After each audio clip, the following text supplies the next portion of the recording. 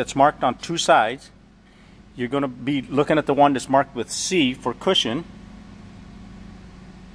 and then you have mast height over here on the data plate that tells you what kind of mast you have.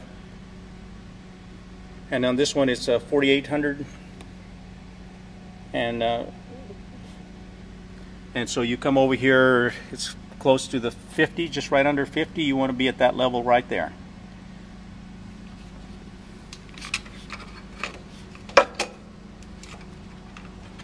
And when you check this, make sure that you're not pushing it all the way in for checking purposes. Just make sure it goes down to that first O-ring and then check it there.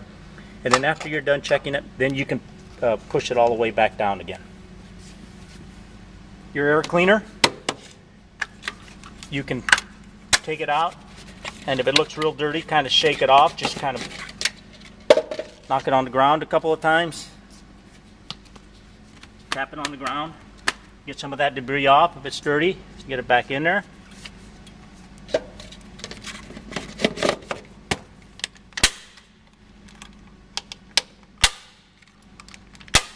Check your reservoir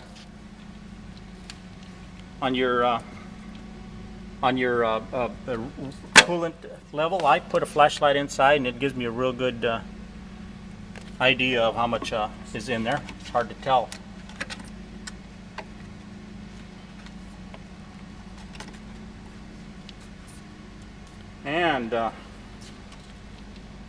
And then just kind of look around and make sure that there's no loose wires that are dangling and harnesses that are dangling and stuff on it. Your carburetor mixer, whatever you want to call it, it's a mixer. Grab it and shake back and forth on it to make sure that it's that all the anchor bolts on there are secured and stuff. Also check your hoses. Just any of the hoses, kind of check them. Check your hoses on the radiator for flexibility. I think that's it for engine inspection. Okay, now we're going to do an operation check. Let me reassemble this.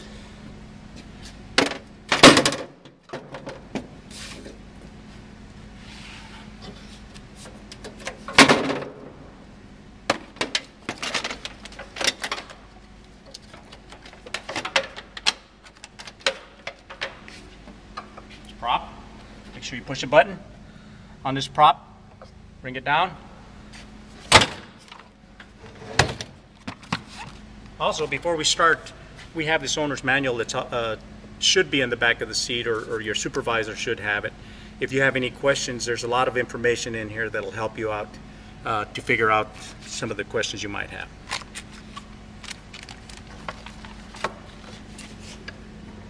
Put your tank back in place. Tank back in place. Kind of walk by the tank over here too and smell, see if you got any strong odors of propane. If you do, make sure you let us know. Don't use the machine.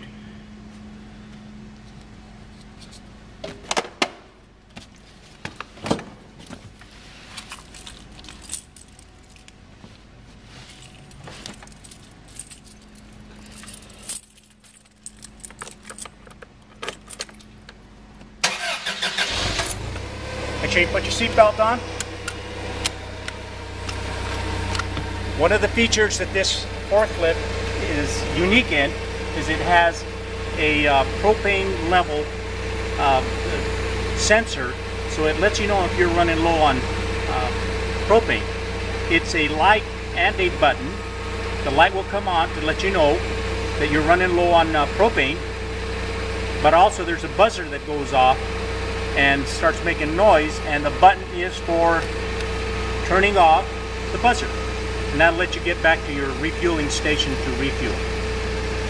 Okay, so now what we're going to do is we're going to lift up the carriage and check the chains, look at the chains, make sure they're nice and tight, one of them isn't flopping.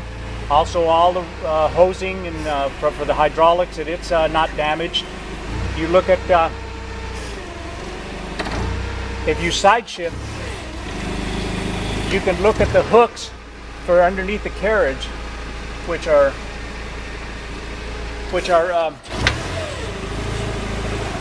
right back in over there. Make sure there's no big giant gaps underneath it that holds that whole attachment. And also there's it's marked here, but that shouldn't influence you. It's a class 2 or class 3. But yeah, make sure there's no big gap in there. If there's a big gap in there, we got to readjust that so this carriage can't fall out. As you go up, keep checking all the hosing. Look at all the hosing. Look at the welds. I'm going to take my seat belt off for a while so I can point out these welds in here, these cross members. Make sure that they're all, the integrity of them is still strong, that there's no cracks or nothing has damaged them. Look at these two little donuts in there. That's what anchors your lift chains. Make sure they're okay. So as you go up, you're going to look at all the welds on all the cross members, and then when you get up to a certain point, you want to test these masts and for racking. So you want to take it all the way up and make sure that when it stops up on top, it doesn't come to a sudden jolt, stop on one side and keep pushing on the other. They have to be equal, so we're going to take it all the way up.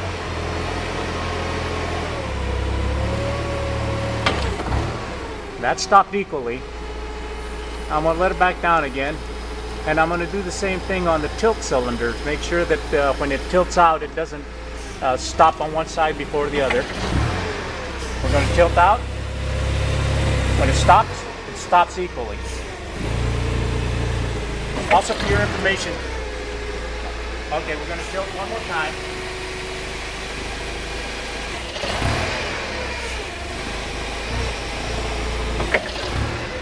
You should maybe know about the information on this little button. It's a little SAS. It's a leveler for your tilting, so you can adjust to the racking when you're up a little higher and you don't know what level is. You can push this button, adjust forward, and that mast should be perpendicular to the floor at that time, so you should be able to drive into some of the racking a little easier. So that's a feature that you might be able to use.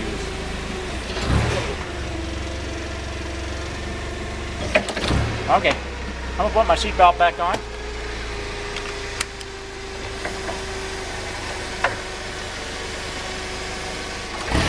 Also, never step underneath that carriage or that attachment while it's up in the air, unless it's secured properly. Don't go underneath there and try to inspect something. If you have to get underneath there, call your technician to come and take a look at something you might have any doubts about. Run your steering, make sure it stops and is no play on it, both ways, that it's free, both ways. Also, that these handles come back to a neutral state and that they're not wobbly and loose. Brake release, go forward, look around, make sure nothing's there you can run over. Back, you have a horn handle over here. Extra feature on this thing, but you can use it.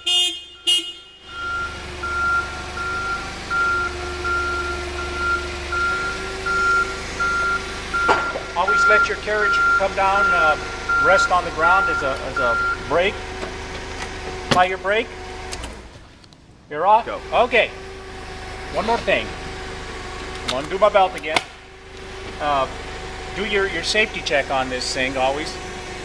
Check your lights. You can put your hand out in front of them. Make sure you have headlights. You also can put your hand back here on your tail lights and you can see the illumination on your hand, both sides. Step on the brake. Make sure your brake lights are working. On the brake. Backup light's working. Backup horn is working. And your strobe light is working. Also check your horn. This horn. And you've already checked your seat belt. You know it's working. Make sure your mirrors are adjusted properly.